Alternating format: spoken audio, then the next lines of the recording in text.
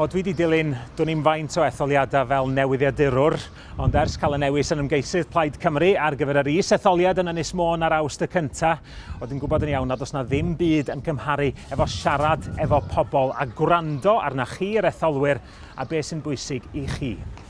O'r dechrau, dwi wedi dweud mai mlaenoriaethau fi ydy swyddi a'r economi, ac mae'n berffaith amlwg i fi mai dyna ydy blaenoriaethau pobl Ynys Môn hefyd.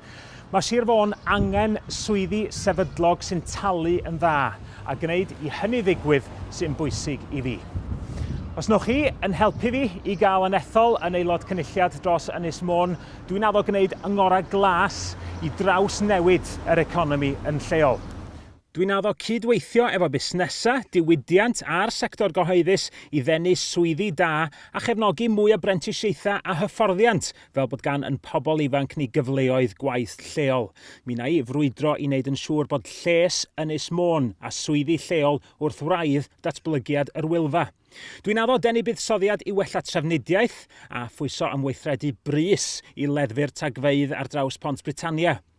Na i herio polisi Llywodraeth Lafur Cymru o gau ysgolion bychain heb ystyried effaith hynny ar gymunedau a gwrthwynebu cynlluniau llafur i israfio ysbytai. Mi fydda i yn llais cryf lleol dros Ynys Môn, yn hyrwyddo pob dim sydd gan yr ynys i'w gynnig o ran ei thwristiaeth, cynnyrch, diwylliant a'r iaith Gymraeg.